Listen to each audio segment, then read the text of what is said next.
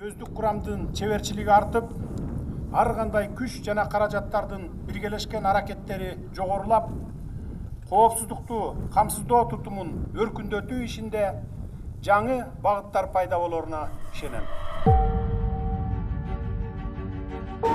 Майор Сарсаев, таасирин жайылтуу максатында жашылдар соңуш мамлекет